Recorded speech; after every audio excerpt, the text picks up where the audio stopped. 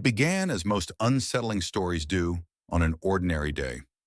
I had recently inherited my grandmother's house, a sprawling Victorian relic nestled in the woods at the edge of a small New England town. I hadn't visited it since I was a child, and my memories of the place were fragmented. The gnarled oak trees, the scent of lavender in the garden, and the creaking sound of the old rocking chair on the porch. I decided to spend a few weeks there to decide whether to keep it or sell it. The house, though charming, felt strangely alive when I arrived. The air inside was thick, carrying a musty, oppressive weight that seemed to seep from the walls. I chalked it up to years of neglect and got to work cleaning and airing out the rooms. By the end of the first day, I was exhausted but proud of my progress. I settled into the old master bedroom, where the antique four-poster bed still stood. The night was silent, except for the distant hoot of an owl, and I fell asleep quickly. The first strange event happened the next morning. As I brewed my coffee, I heard the unmistakable creak of the rocking chair on the front porch. My heart skipped a beat. I hadn't noticed anyone around when I arrived, and the house was far enough from the road that a visitor would have had to go out of their way to find it. I grabbed a flashlight and cautiously stepped outside. The chair was still, gently swaying in the morning breeze. There was no one around, just the endless trees casting long shadows in the early light. I convinced myself it was nothing.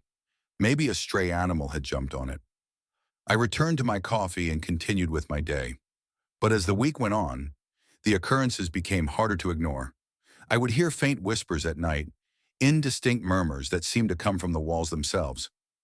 Doors I was sure I had closed would be ajar in the morning, and the smell of lavender would suddenly waft through the air, though the garden outside was overgrown and barren. One evening, while sorting through a box of my grandmother's belongings in the attic, I found a journal. Its leather cover was cracked and worn, and its pages were filled with her careful handwriting. At first, the entries were mundane, notes about the weather, recipes, and letters she'd meant to write. But as I flipped further, the tone shifted. She wrote about hearing voices in the night and feeling as though she was being watched. She mentioned the shadow in the garden and how it seemed to move closer to the house with each passing week. One entry caught my eye. April 12th, 1978. The lavender mut's not right. The scent is strongest when the shadow is near. I tried to follow it tonight, but the air grew so cold I could barely breathe. I've locked the doors, but I'm not sure it will help. I've been thinking about calling Father Dempsey, but what would I tell him? That my own garden terrifies me? I'm losing my mind. A chill ran down my spine. The lavender smell. I'd noticed it too. Was it just a coincidence? Or had my grandmother been tormented by the same strange presence that now seemed to haunt me? That night I dreamt of the garden. In my dream, I was walking among the tangled bushes and overgrown flowers when I saw it. A tall, shadowy figure standing beneath the oak tree. Its form was indistinct, but its presence radiated malice. I tried to run, but my feet wouldn't move. The shadow glided toward me, and just as it reached out a long, spindly hand, I woke up, gasping for air. My room was freezing, and the faint smell of lavender lingered in the air. The next morning, I decided to investigate the garden. Armed with a pair of gloves and some pruning shears, I ventured into the overgrowth. The deeper I went, the more uneasy I felt. The air grew colder, and the once faint scent of lavender became overwhelming. At the far end of the garden, near the base of the oak tree, I found something that made my stomach turn. Half buried in the dirt was a rusted metal box. I dug it out and opened it to find a bundle of old water-damaged letters tied with a ribbon. The handwriting was unfamiliar, and the ink had faded, but I could make out enough to piece together the story. The letters were addressed to my grandmother from someone named Margaret. They spoke of a deep, forbidden friendship that had turned sour. Margaret accused my grandmother of betraying her, of spreading lies that ruined her life. The last letter was different. It was angry, filled with dark, cryptic promises. "You'll regret this, Lillian. I'll make sure you never find peace, not in this life or the next." I returned to the house, clutching the box, my mind racing.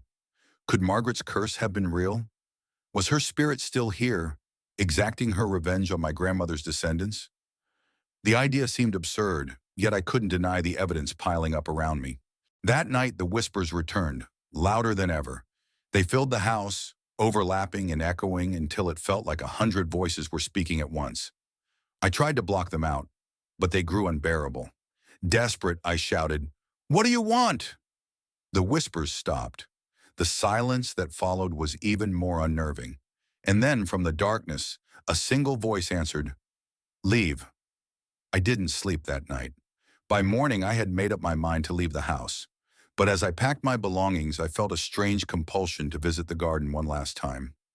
Something was drawing me there, a force I couldn't resist. When I reached the oak tree, I saw it, the shadow. It was no longer a vague figure, but a distinct form, tall and humanoid, with hollow eyes that seemed to burn with an inner light. It raised an arm and pointed at the ground. Trembling, I looked down to see that the dirt beneath the tree had been freshly disturbed. I ran back to the house and called the police.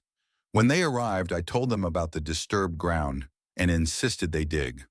The officers exchanged skeptical glances, but humored me. Within minutes, they uncovered what I had feared most. Human remains.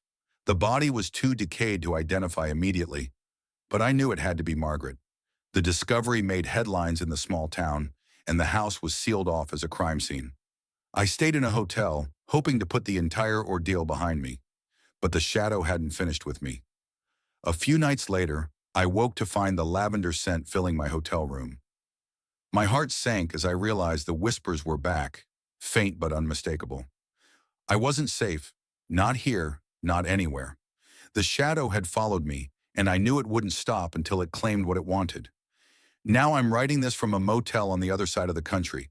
The whispers have faded, but the lavender scent lingers. I don't know if I can ever escape it, or if I'll spend the rest of my life haunted by the curse that began in that house.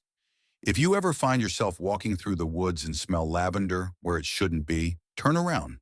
Leave immediately. Because some shadows are more than just darkness. They're the remnants of lives broken by anger, festering into something far worse.